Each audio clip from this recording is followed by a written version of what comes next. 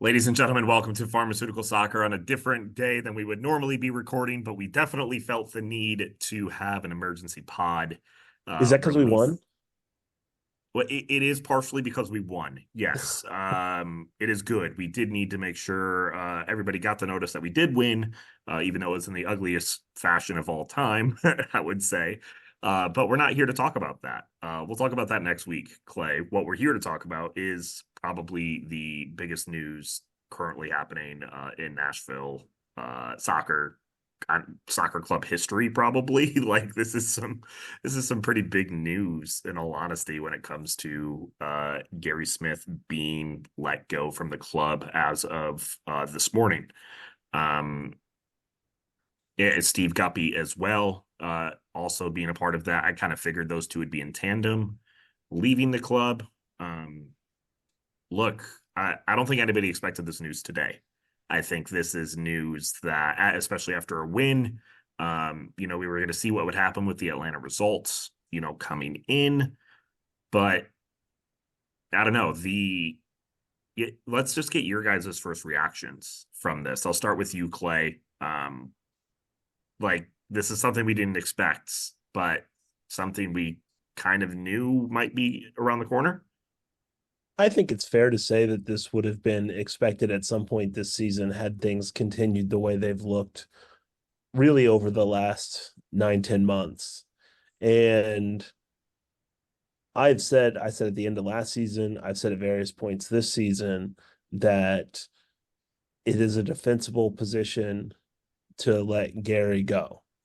I don't know that I would have necessarily agreed with it at certain times in that span, but it was a totally defensible position that I understood.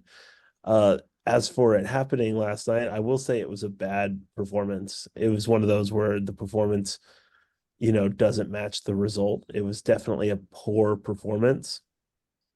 And I could understand it, but I was a little bit caught off guard. I kind of figured that when we were talking before the San Jose game, that he was going to get a run of games to prove that he could get things back on track, which to be fair, he's done before, but it had never been this long that it had been poor games. And so the Montreal game I felt like was a really like put a stamp on it. Like this is what a good Nashville SC performance looks like. And then to follow that up with Charlotte, which was one of the worst performances we've seen from a team that only gave up, one goal. And then followed up with playing a half a Toronto team with a similar kind of performance, even though they got 2 goals in the end. It feels like it's an understandable thing. And I have some things I'd want to say on Gary Smith's legacy that I'm going to get to, later in the show, but it's an understandable, if slightly unexpected, news to get this morning. Yeah, I think the timing of it is the most shocking thing. I don't think the parting ways was shocking. I just think timing is a bit weird. We rarely ever see managers in any sport, any coaches in any sport get fired after a win. I mean, that's just it's not common. Um, I think for Nashville SC, I'm hesitant to say this is an exciting period for them because they're gonna be. This is the first time ever where they have an open canvas, right? It's like who are you gonna put there to get this team motivated and going. But at the same time, the people at the helm are the same people, which is Mike Jacobs and Ian Ayre, and obviously the owner is John Ingram. So I I'm curious to see more so than anything what that change is going to look like, and if there's going to be a change, because at the end of the day, Gary Smith, which we try to tell people here on this show and every show I've ever been in, is one part of the puzzle. I know people booed him and I know people didn't like him, but he was not the one responsible for all of Nashville's problems, believe it or not. However, he was the one facing all of Nashville's problems because we didn't get to talk as media members. We didn't get to talk to Mike Jacobs. We didn't get to talk to Ian Ayre. We didn't get to talk to John Ingram, who we got to talk to week in, week out, and who the fans booed week in and week out was Gary Smith. And I think for someone to take that much after what he has given to Nashville SC, shows his character, and I think it shows who he is as a person. So I just want to say about that, and I know Clay has more to say about his legacy. I'm just talking about Gary Smith, the man who answered my questions, who were snarky at times, answered Ben Wright, obviously my colleague, he asked a lot of tough questions, and other people. He was asked last year at the end there if he lost the locker room, and answered it pretty gracefully. And so and even last night, if you go to my Twitter, you'll see his last answer as a Nashville SC head coach was about the fans. And even with them booing him as loudly as they did last night, he gave a very classy answer about how brilliant the fans have been for him and for Nashville SC. So I think in 5 years or so, or not even next year, I think we're going to start looking at Gary Smith's time a little bit differently, because right now, at the heat of the moment, and again, I will echo what Clay said. I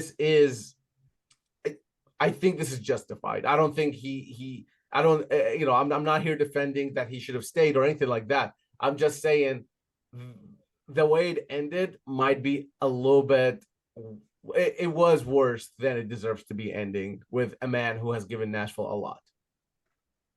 Yeah, I think in retrospect, if they would have let him go at the end of last season, it would have preserved a little bit of the dignity for him after the way that the season started. But I do think that he earned a chance to take his team into Champions League for everything that he did with NSC.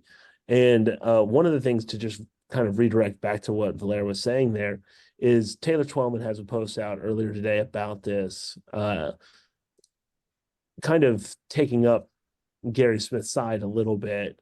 Said could at times be more expansive, 100%. But if they think they can play at a level like Columbus, Miami, Cincinnati, LAFC, no chance their roster is anywhere near that. That's what he said. Nashville's got the fourth highest payroll in MLS. So that tells you right there that the situation is deeper than just the guy on the sideline. If you don't think that you can compete with Columbus, Miami, Cincinnati, LAFC, but you are spending in that tier, maybe not Miami, it's fair enough, but you're spending in that tier of clubs, then that tells you that it's more than just the coach, because this team should be better than what it is for what Nashville is paying. Given injuries, there are things going on that are deeper than just the bottom line money, transfer fees, of course. But like, if you're spending that much, you shouldn't be hanging on trying to get in the playoffs. You should be easily a home field team, easily a competitor in whatever conference you're in, which Nashville, to be fair, has been at times over the last few years. Well, and I'm sure that's why the FO decided to make this change right now, is for that fact, the fact that they felt like they really needed to be in a better position. But it makes it weird for it happening now, because how big of a change can you get now with the season being had? And I think that's exactly like what the expectations are for the rest of the season with this coaching change are going to be very interesting. Whoever they do bring in, when they bring that person in, I think is going to be they're going to have to move quickly. Who is available when it comes to what managers are available at this current time? Are they going with somebody, from leagues that are done compared to somebody that's available now? It'll be very interesting to see how much that coaching change does affect the squad. And I believe the FO is going into it believing that they actually do have an extremely talented squad that can perform up to the standards that they are the fourth highest paid salary team in the league, and that another coach would be able to make that shift. Is that true? We're not going to know until that coach comes in. I will say, I think it's a little defeatist to think that you can't get someone in to turn it around and be good, because we have seen that happen in MLS before. A clear example of that is FC Cincinnati. They made a change when they felt like they needed to pretty quickly, and it didn't take a full year for them to figure things out. The guy came in, got it sorted out. They made the playoffs. The next year they won the Shield. So it's not like you need to completely build out. Nashville's roster is good enough to win games. You can bring someone in and be successful. I know it's built around the way that Gary Smith plays, but as Valera and I have talked about a ton on this show, the way Gary Smith plays changes more than people understand. So you can bring in some guys that can maybe do something a little bit tactically and not, completely shake up the place, but maybe, make a few adjustments here and there and have a successful team, and then maybe do a full-fledged changeover for the way you want to play in the offseason. I want to talk about this. I think there's multiple ways to talk about it. I want to talk about it in a few ways. First of all, I would like to talk about who is going to be in the interim for now. Spend a minute, Valera. Can you give us the information on the interim coach for the current time being? And this is a guy that definitely has ties to Mike Jacobs.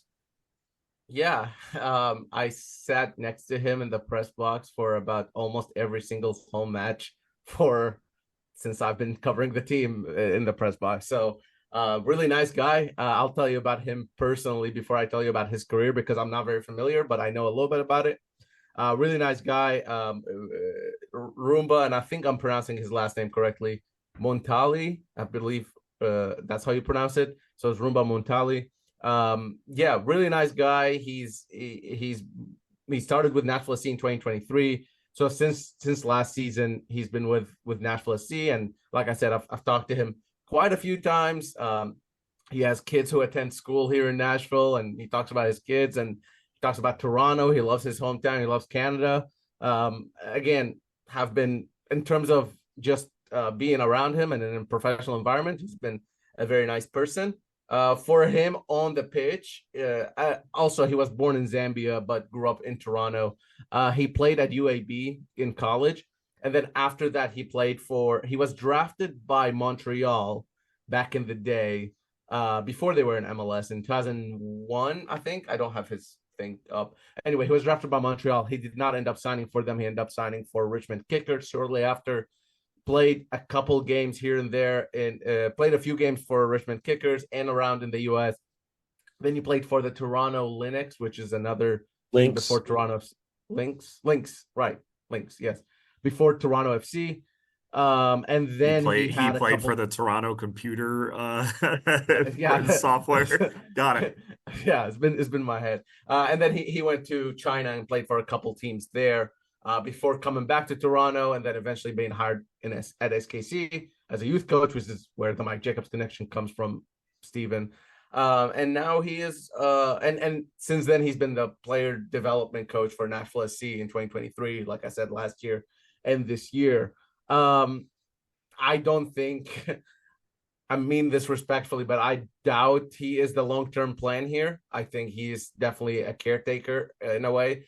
And I think when you look at the coaching staff, because I think there wasn't anything announced about it, but when you look at Matt Pickens and Kusuke Kumura, who are also part of the coaching staff, who played under Gary in Colorado and in Nashville SC, I think seeing Roomba take charge over them makes me think that they are probably not continuing as well. Man, God, that hurts. Which is a little bit of a different environment now for Nashville SC, as they were sort of, other than Taylor Washington, the last standing USL folks still in the club. Yeah, I think it's a very clear sign that whoever is coming next, it's going to be a clean break. Obviously, Guppy leaving is a bit of a sign of that. I'm sure that there's some level of professional consideration that's happening with the rest of the coaching staff that's sticking around to kind of see it out until they get the new staff in. I would expect the new staff to be in fairly quickly. If you're naming a youth manager to be your interim manager, that's typically a clear sign that you're not expecting this to last very long. So they may even have some people in mind that they've been talking to. The easy joke that I made on this show a few weeks ago was that the English League wraps up on Sunday and David Moyes will be available. Shut up. But you can just look at the rest of the European leagues if they want to go outside of the box on a manager, which wouldn't surprise me. There have been times where that's been where the club has looked, not recently, but you've got Ian Ayre, who has been a front office guy in both Germany and in England. I wouldn't be surprised if they're kicking the tires on some guys in Europe, in addition to looking around domestically. I have a feeling that Ian is going to be involved more in this manager hire than Maybe Mike Jacobs will be. That's just based on vibes. I know no inside information there, but I have to feel like Jacobs is also kind of this is a really big period for him with this team and his future because he and Gary have been connected basically since 2017. So this could be a transitional period throughout the front office. I'm sure a lot of people want to see a transitional period throughout the front office right now, but it starts with the manager. And so we'll see where they go. But I would not be surprised at all if it's kind of an outside of the box, not a domestic manager that ends up coming to Nashville, which seems counterintuitive to the way that Nashville has operated as a team the last few years. But maybe that's what they need. They want to look outside and maybe try something a little different. Does Ian Ayre put in a call to Jurgen Klopp just for the phone call? Might as well. Like he probably has him on speed dial. He's going to put in the phone call. It's not going to happen, but he's going to put in the phone He's, call. I mean, Lampard's available. Shut up. All right. I want to You've talk. got. I want to wait till we get. I want to I'm wait till we joking. talk about the next coach To be clear, I'm conversation. joking. I want to wait for the next coach conversation. I do want to talk about Gary Smith's legacy before we get into what is next for Nashville SC when it comes to the coach, because I think that's something that the fans specifically are going to be missing a little bit of context in that. Maybe not necessarily missing. I put it out there on my Twitter at PHTVNHD that this past 7 years with Gary Smith has not been a failure. He has absolutely built the foundations of this club. And it is something that should be celebrated here in a positive way. I 100% agree. Yeah. I think that we will be 6 months removed from here and people will talk about him differently. I think that this is, and I think that we're seeing this right now online. Some of the loudest, anti-Gary folks that I see on Twitter have been pretty good about it today, considering how negative they've been the last few months. And that's where it all kind of strikes me because it's, Gary, Blair was talking about Gary the person earlier, which is somebody that all of us have known over the years, well before MLS. And the thing that strikes me is how much he wanted to be a part of this when MLS wasn't necessarily a thing yet. Like he wanted to be a part of this early on. Now, I remember watching him manage, from afar with Colorado because I've been watching this league like a nerd for way too long. And I remember going to Atlanta Silverbacks games. And so when I moved back to Nashville, I was you guys know this, but I was the press officer for the Tottenham Manchester City game for Nissan Stadium. And so over the course of the couple of days that I was working with them, Chris Redditch, minority owner for NSC, but part of the group that owned the USL team, was walking Gary around at the game because he had been with NSC for a few months at this point in time. And so having watched him with the Silverbacks and knowing who he was and watching him with Colorado, I went up to just like introduce myself and talk to him for a little bit.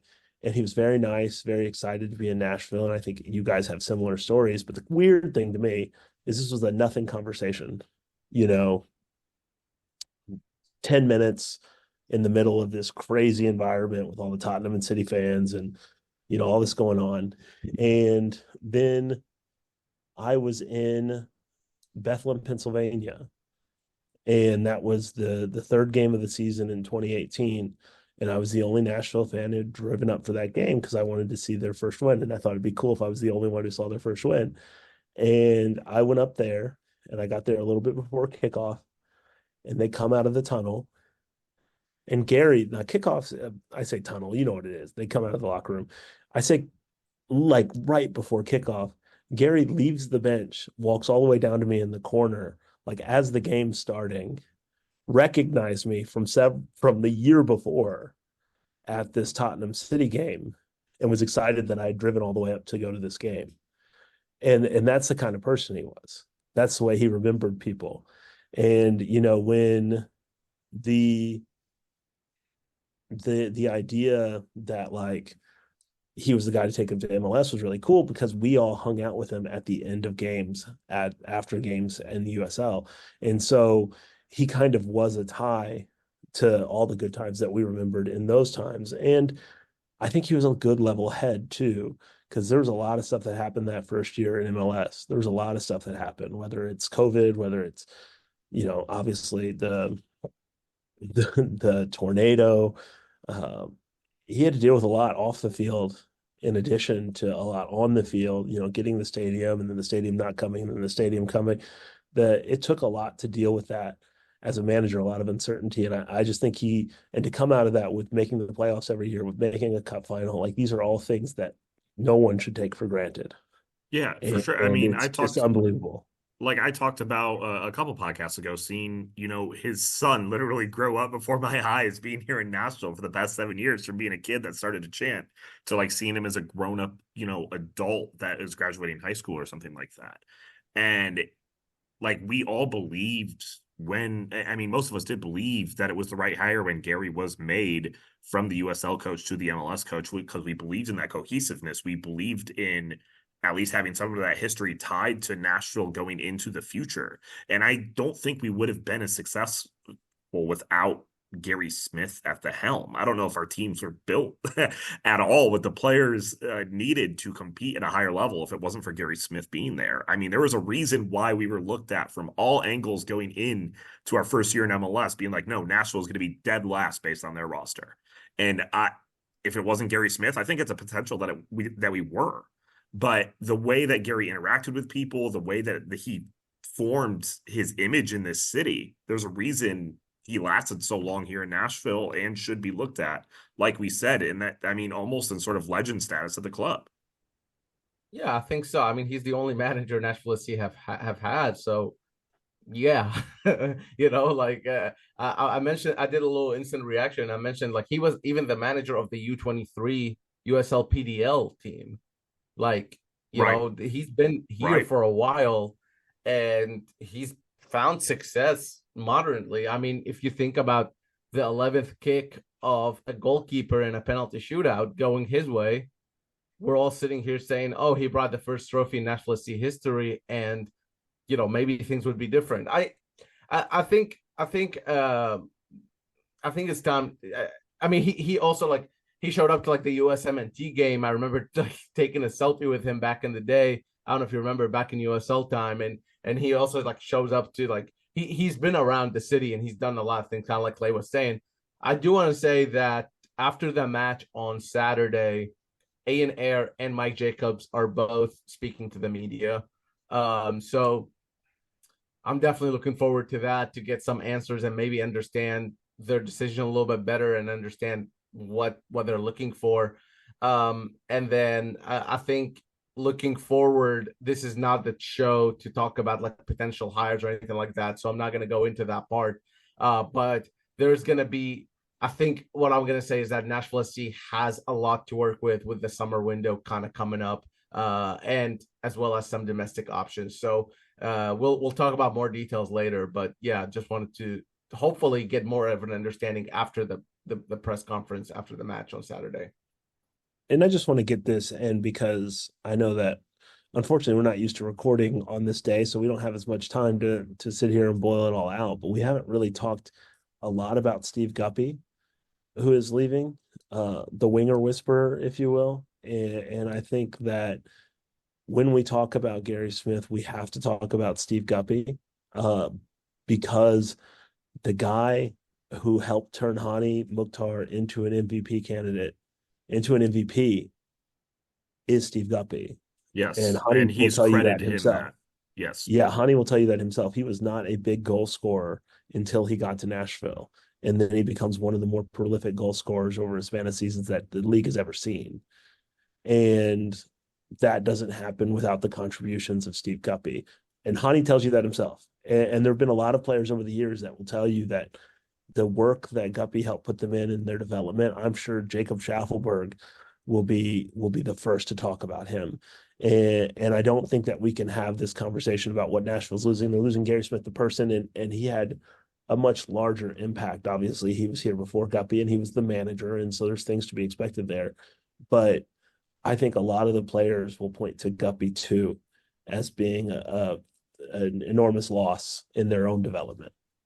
Yeah, and I wouldn't, I don't know this for a fact or anything, but I wouldn't be surprised if he was offered the interim position and didn't want. I don't know, but I I wouldn't would be agree. surprised if he wanted to stick with Gary because they've been together for a while and they're good friends. So I again, I don't know, but I wouldn't be surprised if that was the case. Yeah, absolutely. And I mean, yeah, Clay, you hit the nail on the head. Like it's both of them kind of together in tandem. I mean, do we want to talk about next steps here? Do we want to leave that for next week?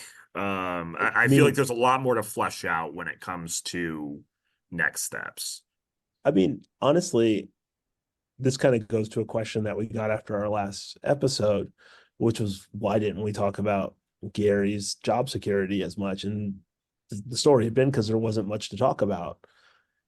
His job security has kind of been a running topic the whole season, and there was just no news to report. And so there was no reason to think otherwise. And so I think that sort of speaks to how out of the blue this is. So we don't really have any idea what direction they're going to go. So it's kind of hard to say what next steps are.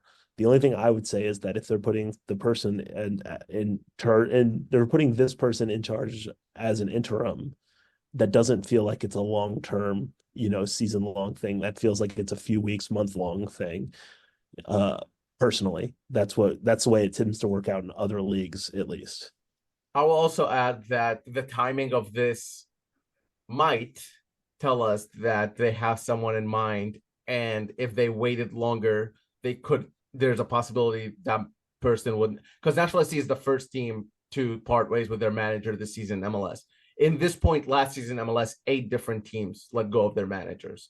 Wow. So, and the way these things work is that the pool is kind of small. You're interviewing people, you're interviewing the same people. So if Portland let go of Phil Neville, if Chicago let go, and there are multiple teams in MLS, right, looking for this.